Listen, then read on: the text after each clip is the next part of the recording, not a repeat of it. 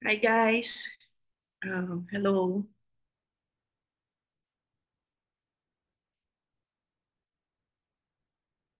Hello, Doctor. Hello. Hello, Dr. Zayad. How Hello, are you? Doctor Gizer. Fine. Alhamdulillah. Okay, we will start. Start. Alhamdulillah. Okay. Um, First of all, I would like to welcome you guys to this free webinar sponsored by MedExam Expert. I know there are only two reasons why you are here. First, you wanted to update your knowledge so that it will be useful to your practice, or you are planning to take the EBCOG exam. Okay, so we have a very interesting topic today, which is peripartum depression. Okay, so I'm Dr. Desiree. I am your mentor for today. So this is a peripartum depression European guidelines. And this is our reference, okay? Evidence-based clinical practice guidelines for prevention, screening, and treatment of peripartum depression. And before we start discussing the salient points in this guideline, I would like you to watch a very short video, okay?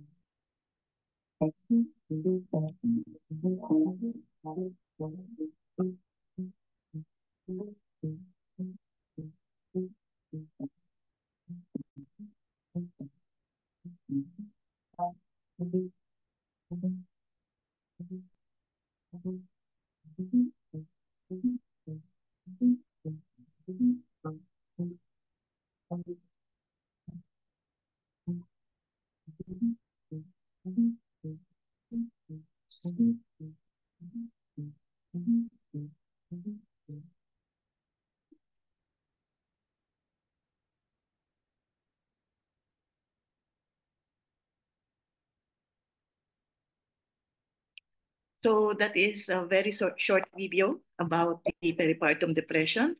That guideline is downloadable in their website. Okay, this is a collaboration is sponsored by the European Union, collaboration with COST and the Rise Up PPD. So you can simply search www.cost.eu or Rise Up PPD.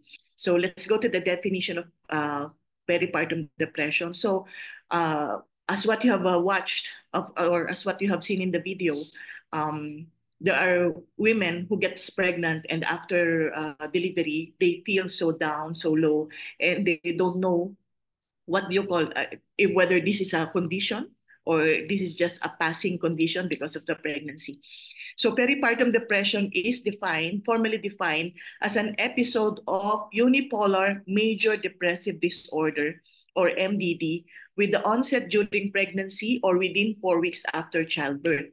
However, several studies, especially those that is done by the RUGDG, adopted the broader definition of extending peripartum depression up to 1 year after childbirth.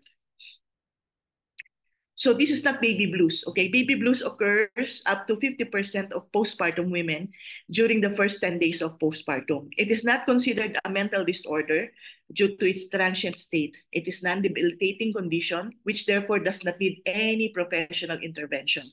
So you should know the difference between baby blues, postpartum depression, and postpartum psychosis. So let's go to the symptoms of peripartum depression. When you say peripartum, it's depression during pregnancy and after delivery. So the symptoms of PPD are supposed to be similar to those in depression outside the peripartum period. So the major depressive episodes, and the peripartum depression should supposedly they have to have the same symptoms. So as described in the DSM classification, these include the core symptoms of course, there should be a depressed mood, loss of interest or pleasure in nearly all activities, and at least 3 other symptoms of the following. You'll lose weight, there's a lack of sleep, loss of energy, psychomotor changes, and feelings of worthlessness or inappropriate guilt. These symptoms, to be able to classify it as a depressive disorder, should last for at least 2 weeks and should give significant distress and impairment of daily activities or important areas of functioning. Although peripartum depression is not yet considered as a separate entity from major depressive disorder, there's increasing evidence that there's a difference between this peripartum depression and the major depressive episode, which is there's a special guilt of not being a good mother. So that is specific for your peripartum depression, of course. Let me just highlight my... Okay, so there's a specific guilt about not being a good mother, but less sad mood and suicidal ideation. So what is the prevalence and incidence of peripartum depression? Actually, there are several incidences and prevalence depending on the region. Okay, so as you can see here, as stated in the guidelines, it's 3.5% in Northern Europe, 4.9% in Western Europe, and 5.9% in Eastern Europe. And during postpartum, this is during pregnancy, and during postpartum, it's still higher. It's higher in Western Europe, okay? But the prevalence is low. However, based on screening tests, this is based on the region, okay? This second slide is based on the screening test. When they use postpartum depression screening scale, the result is highest at 37.2%. But when they use the Edinburgh postnatal depression scale, which is the most widely used diagnostic tool for peripartum depression, it has a prevalence rate of 16.9. And when they use a structured clinical review for DSM disorder, it has lowest prevalence rate of 10.1. So first in the region, second, depending on the screening parameters or test that was used, and third, based on the trimester of pregnancy. Okay, so they say that it is highest during the first trimester. So it's explainable. Why? Because you are very anxious. The pregnant woman is very anxious of what she will go through during the pregnancy, and maybe she's a first-time mom. So that's why it is higher during the first trimester. In the second trimester, it becomes low because the pregnant woman already adjusted to the changes in her body, already adjusted to the changes in her environment, and maybe is starting to accept that she's pregnant and she will become a mother soon. And again, it rises during the third trimester. Why? Because you are now anxious not only about the pregnancy, but about the delivery. You are not sure of whether you will deliver by cesarean or by normal delivery, and other things like, will you be a good mother after delivery? Will you be able to take care of your baby? So depending on the stages of pregnancy, the incidence of depression changes also. So what are the risk factors for peripartum depression? They said that the major risk factors for antenatal depression is one, low socioeconomic status. Of course, it's explainable. So people get depressed if you cannot provide, or maybe if you're lacking, you're not economically stable.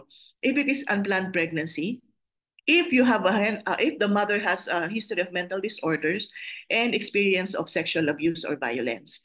Some of the above factors also including, so all of this including other factors like history of premenstrual syndrome, it makes you more at risk of developing peripartum depression, and variations in the 5-HTT-LPR polymorphism. So what is this 5-HTT-LPR?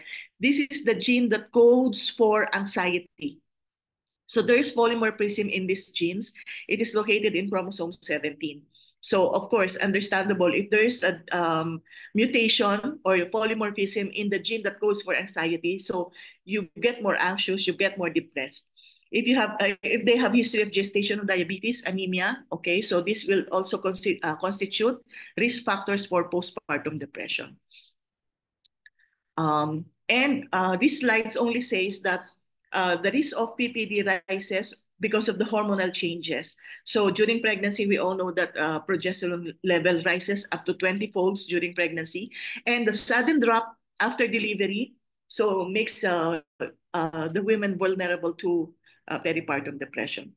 So if you can get a copy of the guideline, you will see there are a lot of recommendations, and it was tabulated very nicely. So I will discuss only what is strongly recommended. I will let go of those not recommended or weakly recommended. So for prevention of peripartum depression, they are saying is psychological and psychosocial preventions recommended. So the European Union strongly recommends psychosocial and psychological interventions for preventing PPD among pregnant and postpartum women at risk of developing peripartum depression. For psychopharmacological preventive intervention, this is prophylactic, okay? So is it recommended to take antidepressants before pregnancy? So it is strongly recommended not recommended to use antidepressant medication for prevention of postpartum depression. So when you say prophylactic for prevention, it's not recommended. But however, if the patient is already having depressive episodes before pregnancy, so it is not recommended to automatically or immediately stop because she will go into relapse, okay? So it is not recommended to use antidepressants for the prevention of depression during pregnancy. How about dietary supplements? So you can hear of dietary supplements to prevent which are antidepressants. So it is not recommended. Screening programs for the general population. So it is strongly recommended. Screening programs for high-risk women, it is weakly recommended because why do you have to screen those who have already predisposition for example, you have a bipolar disorder, the patient has bipolar disorder, so she is at high risk of developing peripartum depression, so no need to screen, okay? We are concerned most of the women who are not high risk, the general population, who has the tendency to develop peripartum depression. So the screening is channeled to them. Psychological treatment. So among all those psychological treatment, cognitive behavioral therapy is strongly recommended. The other kinds of treatment are not recommended, only CBT. During pregnancy, okay, for pharmacological treatment, antidepressant medication is strongly recommended.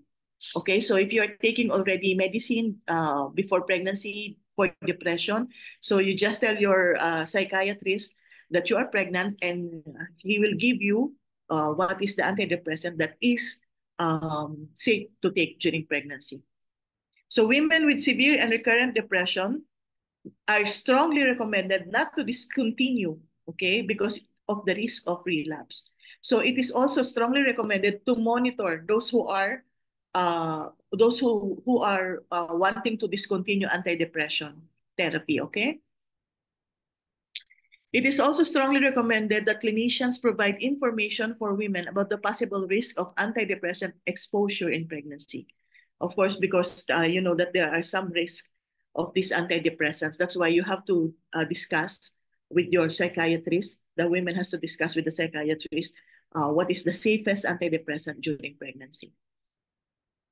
So the postpartum also, it is recommended to treat depression during the postpartum period with the antidepressant medication.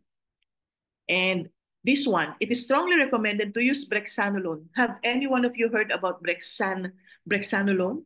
This is an allopregnanolone, okay? It is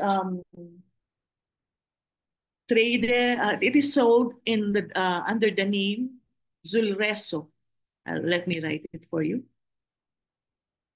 But you know, if you can see on the right side of the screen, Zulresso. Okay, if you can see on the right side of the screen, sometimes the patient cannot afford this medication because it is very, very expensive. It is an IV infusion. Do you know? You will be shocked to know what the price of this medication is. It is 31 euros. Okay, 31,000 euros. Imagine, single dose of Zulresso, but this is very, very effective medication. This is FDA approved. So a single dose of, this is 34,000, okay? A single dose of Zulresso or Brexanolone IV infusion is 34,000. So how do you do it? They give this medication to the patients who were diagnosed with peripartum depression, and the patients should stay within 60 hours into the hospital for observation. Okay. However, because of the very expensive price of Zulresso or Brexanolone, there's another medicine that is recently approved on December 2023. This is a tablet. Okay. And it is sold as a brand name Surzovay. Surzovay. I don't know if I got the correct spelling. So this is same as Brexanolone, okay? But it's a pill form. Do you know how much is the price? It's still expensive, but at least it was decreased this is 14,000 euros. And the patient has to take this for 14 days. But very, very good. Also FDA approved. Okay, so we have your Zulresso IV infusion and Surzovay for 14 days. Okay, so let us look through the electroconvulsive therapy. They also said that it is recommended, okay, as a non-pharmacologic treatment. And in postpartum, it is also recommended, the electroconvulsive therapy. Okay, so this is the summary of all that we have discussed in the previous slide. So you can see the green, this is strongly recommended. The yellow portion or the amber, weekly recommended. And the red or the pink one is not recommended. So you can see here, screening for PPD is strongly recommended for the general population of peripartum women. So that means pregnant and postpartum. Screening programs for those who are at high risk are weekly recommended. Psychological and psychosocial for women at risk recommended. CBT is recommended. Antidepressant recommended. Antidepressant postpartum recommended. So physical activity, they say it is weekly recommended, week recommendation. And dietary supplements, acupuncture, peer support, music therapy, Chinese herbs, these are not recommended, okay? This is for pregnancy. For the postpartum, the same, okay? So there's no difference, the same. So you can see here, in general, peripartum depression, so you have to check before pregnancy. Is the woman already using antidepressant, but no acute episode? Yes. So consider tapering off the antidepressant. Or yes, she has a severe history. So women prefer to continue the antidepressant. If yes, then you have to monitor the symptoms. If no, then you have to monitor the symptoms if it is worsening or relapse or just the same, both of them you have to monitor. So during pregnancy and postpartum, you have to screen for peripartum depression for all in the general population. So below cutoff score, these are the scores that used in the screening test, like the Edinburgh depression scale. So if it is below cutoff, though you should only have psychological and psychosocial support.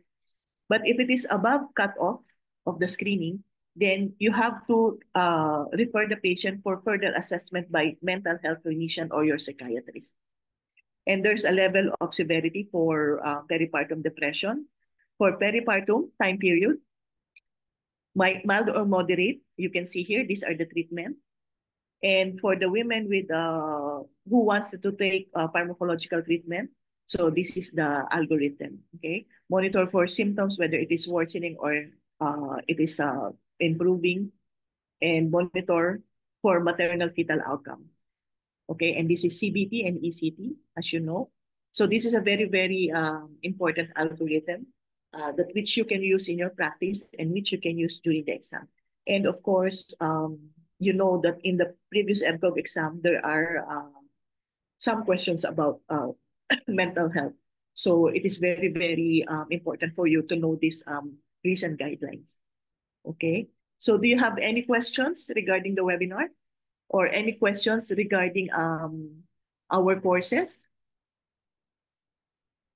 So take the first step in faith. You don't have to see the whole staircase, just take the first step. So some of the people are still confused whether they are going to take the EBCOG exam because EBCOG now is not yet very famous like your MRCOG exam and your MRCPI exam. But you have to remember that MRCPI also is in the same shoes before years ago. So before people only know about MRCOG exam. And then suddenly when the MRCOG becomes congested and the MRCOG exam becoming more difficult and more difficult because they are all of course changing the exams every time. So the people tend to go through taking the MRCPI exam. So during those times, MRCPI exam is also not famous. But now you see a lot of people taking the MRCPI exam.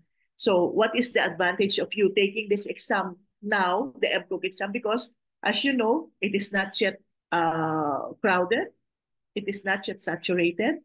And probably the exam questions are not yet that difficult because it is just in the starting phase of giving the exam. But if you will notice, before the EBCOG exam is only held once a year, okay, in one center, one EBCOG 1 and one EBCOG 2 for OSCE. However, since last year, they are now conducting twice a year exam.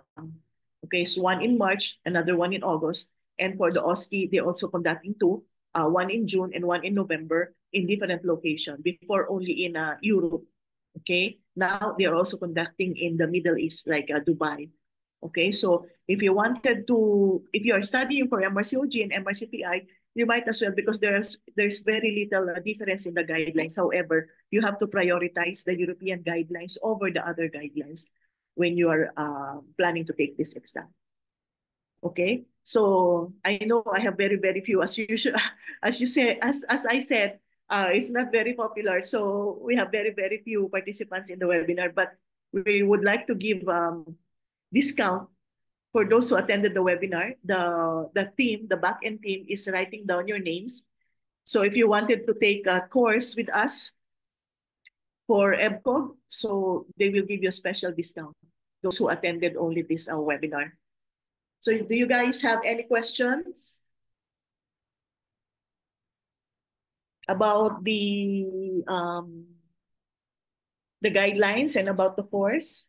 Dr. Iman, Dr. Harris, Dr. Hina, Manikam, Sima, Tusef, and Dr. Zayed? No questions, guys? So if there's no question, it's either you don't understand anything or I'm a very good lecturer. So I have another webinar on next Friday. This is for MRCOG. So this is an updated guideline on MPOX in pregnancy. So it's very, very timely. You can also use this in your practice. So this is a joint guideline by the RCOG and the Royal College of Midwives. So if you're interested, we will be posting the links in social media, and you are free to join me in the next webinar, same time, 10 a.m. GMT, next Friday, 27 October 4. Okay, guys? If there are no questions, let's call it a day. Happy weekend. I see. Wait. Do you have a question in the chat box? Thank you, ma'am. Thank you, guys, for spending your advantage. Dr. Hina is asking. Okay, wait. Thank you, guys, for spending your weekends with me. So advantage of this exam, this is a fellowship exam. Unlike your MRCOG and MRCPI, your MRCOG and MRCPI is a membership exam. When you say membership exam, okay, it's just for membership, right? But here, you will become a fellow of the European College. So when you say EBCOG, this is European Fellowship in OB/GYN and European Boards and College of OB/GYN. So it's a fellowship exam that gives you an advantage if you wanted to practice in Europe. However, okay, this you said this exam is for which country? For the whole European country. So you see, how many European countries are there? 36. So if you pass this exam, you have an advantage over the international medical graduate who did not pass this exam. Because some of the students in Europe studying or training in Europe is also taking this exam, okay, after their training. So that means if you pass this exam, you are equivalent to those who are trained in Europe. But of course, there are still prerequisites, okay? Just like your MRCOG and your MRCPI exam, you cannot simply immediately go into landing a job in the UK or in Ireland. So you have to become registered with the Irish Medical Council. You have to be registered with the Great Britain Medical Council or the GMC, okay, before you can land a job. And when you enter there, you will enter as an ST3 in the UK, okay? So here, being an MCOG fellow, when you wanted to practice in a particular, I think you should listen to the webinar is already available in our YouTube channel, the benefits of becoming an MCOG. Okay, you search that on our YouTube channel, but I'll explain very briefly. So since this is valid for all European countries, if you wanted to make an exam, do an exam, for example, in Finland or in Germany, first, there's a requirement. You have to learn the language. Okay, that is a very, very important language. If you don't reach that level of the language that is required for a medical professional, then there's no way for you in landing a job in Europe, even if you pass this MCOG or FOG exam. You cannot land a job. You will have the title, you are a fellow, but you cannot land a job, okay? So second, of course, you have to be registered in that particular country. But the requirement for the registration for that particular country is passing the language, okay? So it is very, very interesting. So, ma'am, why did you take this exam? So why did I take this exam? I would like you to know that my daughter is studying in Germany. Okay, she's studying in Europe. She finished her human biology course for 4 years, and now she's studying medicine. She's in the first year of medical school in Germany, okay, in Hamburg, more specifically. So as a family, of course, I don't want to retire being separated from my family. So I wanted to be with my daughter. So my next stage after passing I just passed this exam last year. And my next stage in passing this exam is I'm planning to study the German language. So once I finish and I reach that German language requirement, then that is the time that I will apply for a job in Germany. Okay, and also if my daughter is, because she's studying in Germany, and she will become, after 5 years, she will become a German resident. Okay, she will have the residence permit, and she can invite. So this is one very interesting portion. She can invite her parents to join her in Germany, but this is not like Canada. This is not like the US. So if you wanted to go to Germany and you are invited by a relative, you have to pass at least A1 level of language. That is the requirement for visitors invitation. Because, in Germany, you can speak English, but the people there are all speaking in German. Okay, it's a tourist destination, but they are speaking in German. They love their language very much. So if you wanted to go here, you learn our language. That is their idea. In every European country, if you want to go to Netherlands, you have to study Dutch. Okay, if you want to go to Finland, you have to study the Finnish language. So that's the difficult portion in this fellowship exam for MCOG. But it is a very, very prestigious exam, It's a very, very prestigious exam because you're a European fellow. Just having that post nominal in your name already makes you feel proud. Okay? Okay, And I just want to ask a question.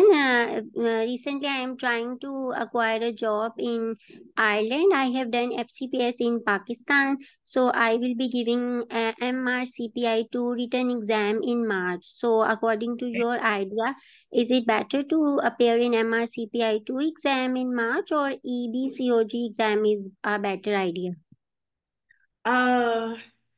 It's a different, where do you want to have a job? You want to go to Ireland or you want to go to Europe? I want to go to Ireland. Okay, so better you take the MRCPI exam. But there's Oh, no harm in taking, because I already passed my MRCPI 2 exam. So I'm waiting to have a seat for the MRCPI OSCE. So I'm doing also MRCOG. We doctors, we are not satisfied with just one postgraduate exam. So if you take all these exams, there are more opportunities for you, and it's good in your resume. And also, if you are a member of this organization, they will give you higher salary compared to those who don't have this qualification. Okay, did I answer your question? are you doing any webinar on MRCPI2 exam on some day? On Sunday, no. On Sunday, on Friday, I'm doing MPACs for MRCOG. For All MRCPI, we have other mentors for that. Dr. Sasha, who is a very, very good mentor. He also finished her FRCOG and FRCPI. And we also have another doctor, Dr. Tahira. They are the ones assigned to do webinars for MRCPI. So I'm assigned only for MRCOG and EBCOG. Okay, thank you so much. You're welcome. Any other questions, guys?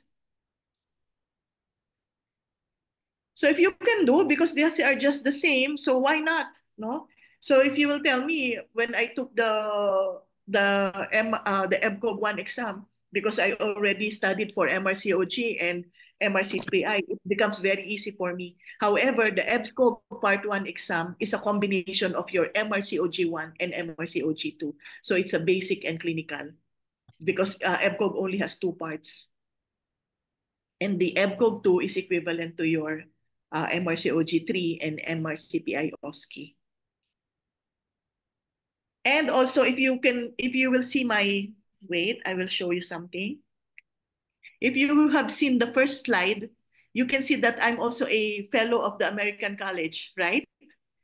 So if you pass the EBCOG exam, automatically, when you apply with the American College of OB/GYN, you will become a fellow. Okay, so that's one advantage. So that's why you can see on my name, I have the post-nominal for the European, and I have also a post-nominal for the American College of OB/GYN. The MRCPI doesn't give you access to the American College, but if you pass MRCOG 3 and you become a full-fledged MRCOG member, you can also apply for fellowship in American College. There are only 10 organizations that is accredited with the American College, and 2 of them is the Royal College in the UK and the EBCOG. So MRCOG and EBCOG, you can have direct access to become a fellow of the American College. Of course, but you have to submit some documents and pay some fees. But you don't have to take exam. You just have to fulfill the requirements of passing the MRCOG 3 or the EBCOG exam, and then by paying some fees and submitting some requirements, then you become American Fellow. Okay? So is that it? Are there any other question, guys? I hope you will join me next Friday for MPACs. Okay? And don't worry, whenever there is a webinar for MRCPI, the team will announce it in all our social media platforms. Okay, so nice being with you guys. Happy weekend. See you next Friday.